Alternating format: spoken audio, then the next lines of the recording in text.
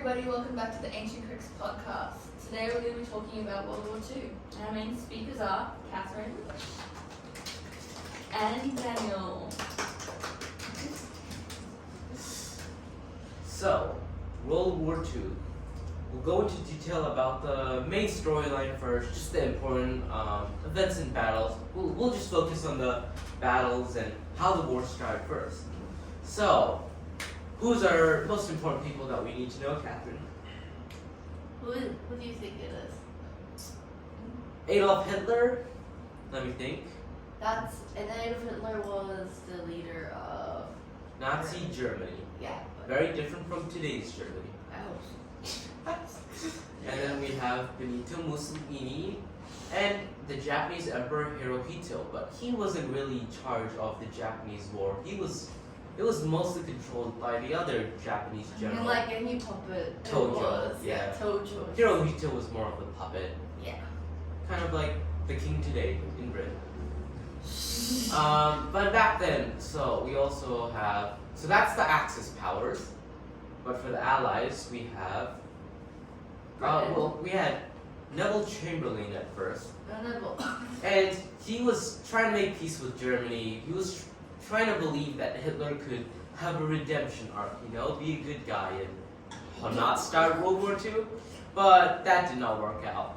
And so then we got, who everyone knows him, and we all love him, Winston Churchill, the guy who can't speak clearly and is always intoxicated.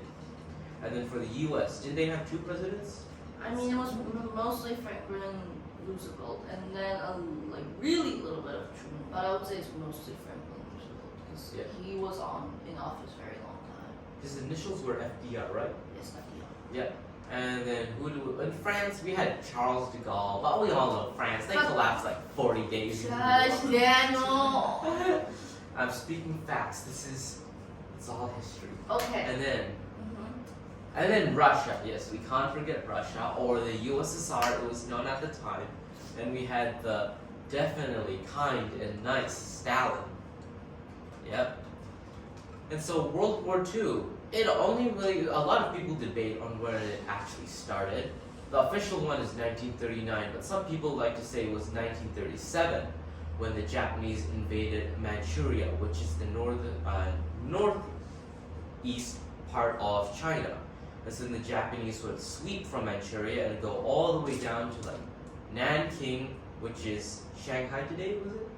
Yes, but yeah. And they would commit a lot of atrocities there.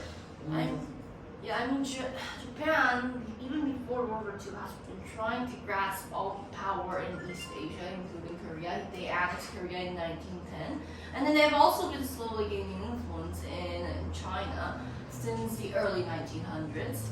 And I think it reaches peak, and then they have also captured Taiwan. They've also, later on captured Philippines. So they were basically captured small little islands. So they wanted to be the Britain of East Asia, I would particularly say, but all the other colonies such as Africa and other like Europe, of course, they can't colonize Africa. They can't colonize Middle East. Nah.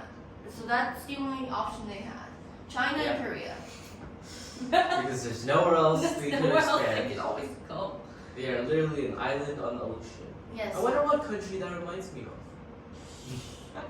Anyways, so the official start, 1939 in Germany, happened after Germany and the USSR signed an agreement to annex and split Poland in half. And so then this would cause... Without the Polish consent, right? Yep. No, they definitely consented. Nah, I'm joking. And so then this eventually caused Britain and France, who were trying to avoid war this whole time, to finally declare war on Germany. But this is kind of a period called the phony war because both sides didn't really do much. They sort of just stood around. And this was a very, very big mistake for the Allies because this allowed Germany to spend time to build up its army, its navy, and its air force. And so they had the same plan as the Germans in World War I. They wanted to knock out France and then go to the other side and knock out Russia. They would betray Russia in their alliance. The only problem was that France had the Maginot Line, which was a very, very long line of heavily defended forts, But the French were kind of lazy and overconfident when making the Maginot Line, and they didn't extend it all the way past the along their Belgium border too. Yeah. And they were also cocky in the fact that they left the Ardennes undefended. Well, they always thought that the Ardennes was an impregnable, fortress. Like no one could go through it. But Hitler put all those forces in the Ardennes for us to get through it.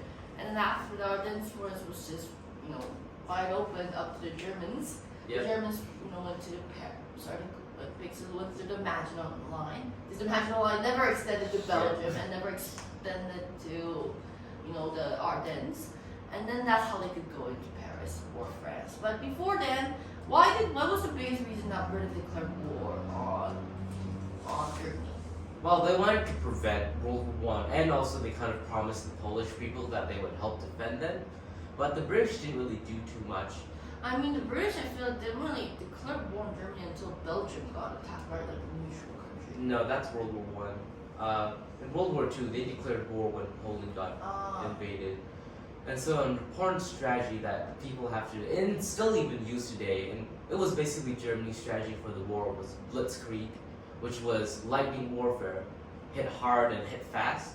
And so then they would quickly go through Belgium and send like Belgian refugees to slow down the Allied armies by like blocking their roads or not allowing basically the Allies to use a lot of infrastructure because it was full of refugees trying to cross. And so this would allow the Germans to quickly go around Belgium, penetrate through the Ardennes, and encircle France's best armies and the British army at Dunkirk, where the French would lose their best armies and the British would just barely manage to get away. Yeah, the reason why they wanted to knock off France that fast, they didn't want to be sandwiched between Russia and France like they have been sandwiched in World War I. That's why, because Russia is here and France is here and so is Germany's here. So basically, if they get surrounded by both sides, that's a bit handicapped in a battlefront. So they wanted to knock out France first, and using Blitzkrieg very fast, strong, powerful. They were able to get in France in how many weeks? Paris. They were able to conquer it. Less than a month. Less than a month. What the Germans could have knocked down in World War I, they just done it like that. Just boom. Yeah. In World War II, less than a month, he conquered Paris and made France their puppet state. And Hitler was basically at this point wanting the British to surrender because they had no grasp on the mainland now. And there's not really any way. And also they had started recently bombing Britain. So they bombed all of Britain's shipyards, their repair, their factories, their RAF bases. And so this basically crippled Britain's ability to defend itself. But the British, they're the British, and especially with Winston Churchill in charge, the British refused to surrender. And so then Winston Churchill would order actually bombers to hit some of Germany's factories, which would actually miss and hit civilians. And so that kind of enraged Germany. And so Hitler ordered the Luftwaffe, the German Air Force, to do the same to London, which was a really big mistake because now they just allowed the British Air Force and the British Navy to get prepared to defend their country. Because Hitler was planning to invade Britain in an operation called Sea Lion, but he needed control over the English Channel. And so the British managed to successfully defend their country in the Battle of Britain, and that allowed Britain to stay in the war. Yeah, and so then this eventually caused Hitler to turn his eyes to other parts. Italy was not doing very well. They did okay in some parts, but they were losing. They lost very badly against Greece. Greece was actually pushing them back. They actually lost a few battles to Ethiopia, and Churchill even referred to Italy as Europe's soft underbelly, which was kind of true for that time.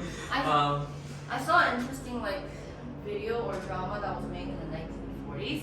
So basically, there was this Italian commander, right? It's like, glorious, Roman army with all of them, and then Antonio, find them, and then this other general, the guy who helps the general come control and be like, sir, they're all gone. Where are they?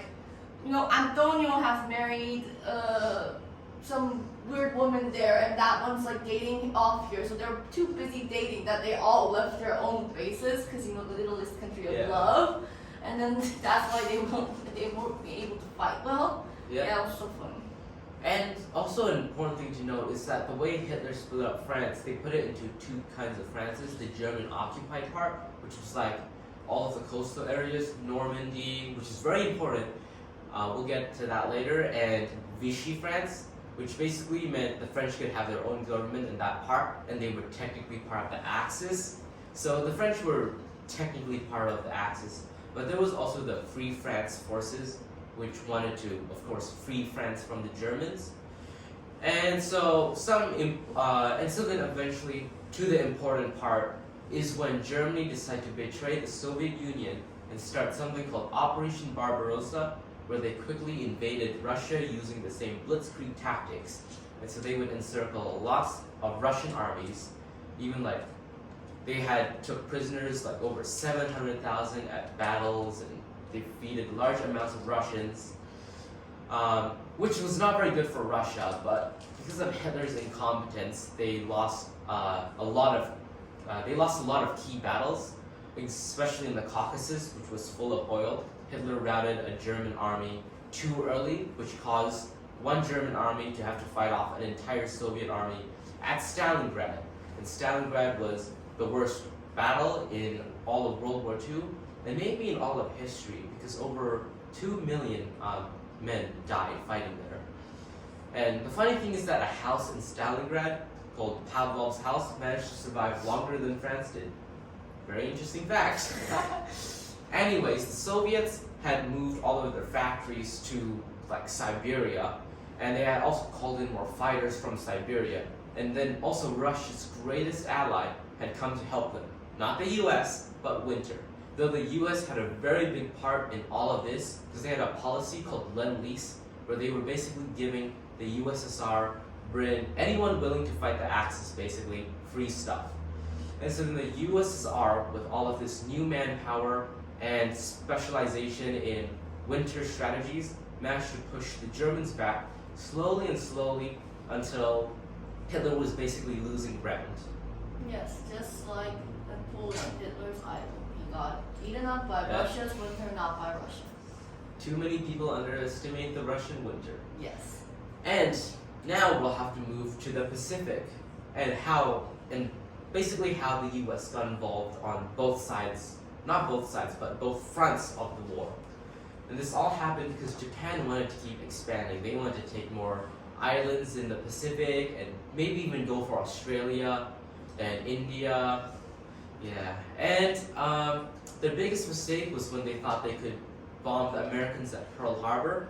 They were actually hoping that this would like demoralize the Americans, but we all know how the Americans are, you don't touch their stuff. And so this actually strengthened the American will to fight. And the Japanese admiral of that time even admitted that he had to, he could run free for about 6 months and more. He could do whatever he wanted for 6 months, but after those 6 months, he knew that Japan would not be able to fight against America's industrial capabilities. And a fun fact was that by, I think, 1944, America was producing more ships than Japan's entire navy each month, which is very interesting.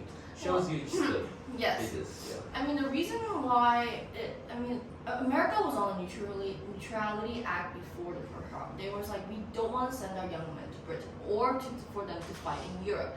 But Pearl Harbor, because Japan was part of the Axis power, was the last strike for America actually joining the war. And yeah. I think that's enough for part 1, and in part 2 we'll be talking more about how America influenced World War II and the end of World War II and the lasting effects of World War II. Yep. Thank you for listening. Thank you.